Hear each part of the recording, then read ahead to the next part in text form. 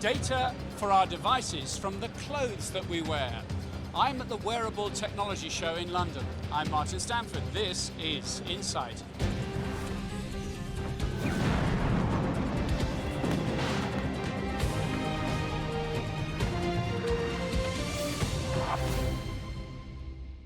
These days, more and more applications are demanding more and more data about our bodies, whether we're an athlete or a regular person trying to get fitter. Here at the Wearable Show in London, Insight's Chloe Kalpan has been finding out how we get and stay fit. Sleep. Most of us don't get enough of it, but the people at Rhythm say they have the answer. A wearable headset that communicates directly with our brains to improve the quality of our sleep. This product has two parts. First of all, it's about monitoring. So this is how we bring value compared to other monitoring sleep trackers because it's based on brain activity. So this is how we are able to monitor your sleep stage during the whole night in real time. And the second part is about improving sleep quality. So how we do that is based on neuroscience research that has shown the impact on some sound stimulations on the quality of deep sleep. And what we did is that we integrated this neuroscience discovery into our product. So we are working close collaborations with sleep labs and neuroscience labs, and inside the company we have engineers, of course, but we also have neuroscientists and sleep experts in order to make it real into the product. So why is it so important to improve the quality of our deep sleep? So every sleep stage is really important, but what is really interesting with deep sleep and why we focus on deep sleep is the fact that there are a lot of mechanisms linked to this stage, particular stage, such as memory consolidation. So we know that it's really improving.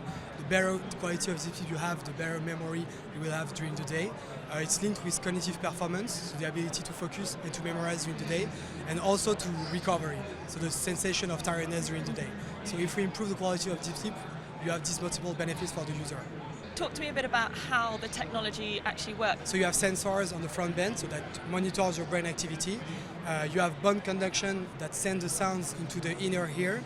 So we did that because we didn't want users to wear earphones during the night, or we didn't want users to wake up their partners if they sleep with someone. So the user is the only one to hear the sound. So it's the same principle as when you talk and you put your fingers in your ear. You can hear your voice. So the sound is transmitted by the bones of your skull. And then we have all the electronics is on the top. So again, it's wireless, so you have no Wi-Fi, no Bluetooth. It's all embedded software. On the subject of sleep, research suggests people with low levels of vitamin D often have problems nodding off. Never fear, there's now a trendy ring that can help. I don't usually wear much jewellery, but I feel like this is one piece I should be wearing. It can apparently track my vitamin D levels. Let's find out a bit more about it with Gleb, who's a co-founder of the Helios Smart Ring. Gleb, tell me, why did you make this? We started with this product in August 2015. And this is actually the first personal vitamin D tracker in the world. So when you wear this ring outside, you will get a notification when vitamin D is possible for you. You can actually see how much vitamin D you are getting from the sun. And at the same time, it's also about sun protection. So if you wear this ring, you will never get a sunburn again. And you will get a notification when you're about to get a sunburn to put on sunscreen, or to seek shade, or to go inside. And what it's also about, it's about daylight. So you get motivated to get your minimum amount of daylight every day. And this is all started because there's 1 billion people worldwide with a vitamin D deficiency.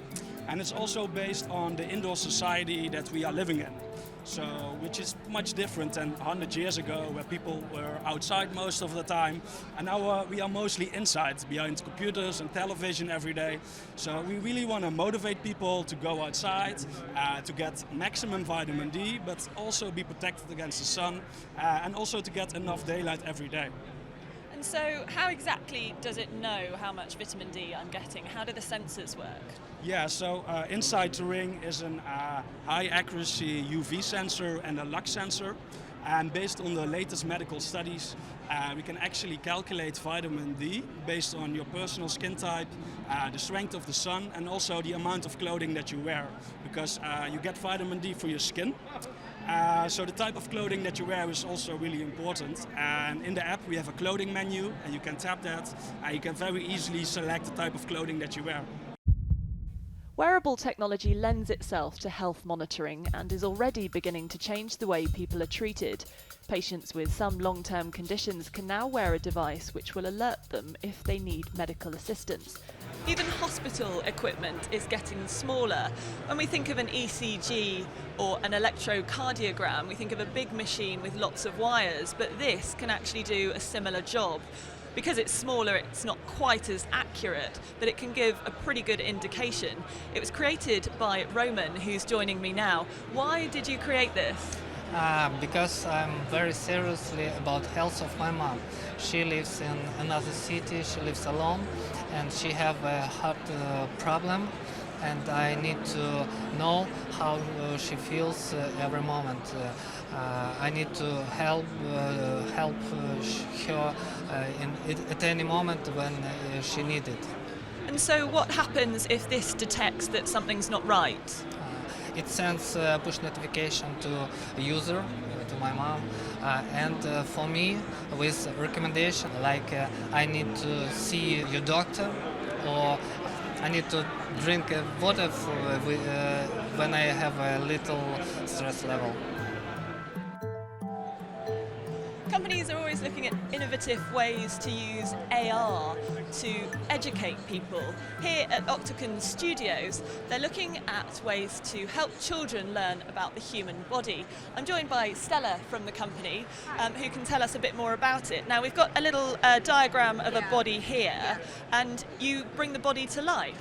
Yes, exactly. So basically, you just have to download an app. It's called Humanoid 4D Plus from the App Store and Play Store for free. Basically, all you have to do, you just have to point your camera device onto this little body over here, and then when you scan it, the body will come to life in 3D, and you can always see the respiratory system. You can also dissect every organs that you want to have a look and see the information of each organs. And what's the response to your app been? How are children finding it? They must be fascinated by the body. Well, yeah, basically this product will be launched in April, but we also been producing another type of products like this. But the response has been really great, and our products also have been used by a lot of different students from across the Europe and also Asia. And presumably it will help with medical students who are learning about the body as well, because actually seeing inside the body, there's something quite special about that. Yeah. How did you get all the graphics? Well, as we realize when you learn about the biology, it's sometimes really boring because all you have is just unattractive textbooks. So here we're just adding a very interesting high quality content for that. So yeah, we think that having the advantage of using augmented reality itself would aid the users to experience a better way of learning. And how did you go about getting such detailed pictures of inside the body? Yeah, well, we have our own 3D graphic designers and also our own 3D artists. It's all inside Octagon Studio. So yeah, it takes us quite good 3 months to create all of this. Yeah. And you've done specific parts of the body as well. So here you've got a card for the skeletal system, you've got the nervous system. Yeah. It's really quite detailed. Yeah, we're trying to create the 3D contents as realistic as possible because we want to really engage the students to use our product. Yeah. And what sort of people are using your product? Who will you be targeting this at? Students, of course, above 7, but everybody is welcome to use our product. Great. Yeah. Thank you very much. You're Great welcome. to talk to you, Stella. Thank you. Business experts at Forbes estimate the wearable tech market will be worth more than $30 billion in the next 3 years. There are plenty of ways it can improve our health and keep us on track. But are some of these devices giving us just too much information? Back to Martin. Well, let's catch up with Anthony Cuthbertson now from Newsweek, who's been around the show with us today. What caught your eye, Anthony? Well, there are a lot of things that's great technology, but a lot of them have been very gimmicky. There was a smart ring that measures sunlight. There was a sleep sensor that helps you sleep if you wear it on your head, and there was a key fob that you can open your house with, but you've got to wear it or have it with you. It's all great and all very exciting, but I don't think they'll ever really see the light of day.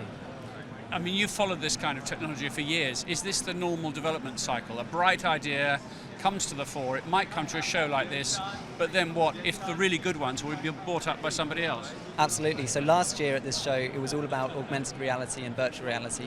The year before, it was all about fitness trackers and smartwatches. And you sort of see the hype around them grows and grows.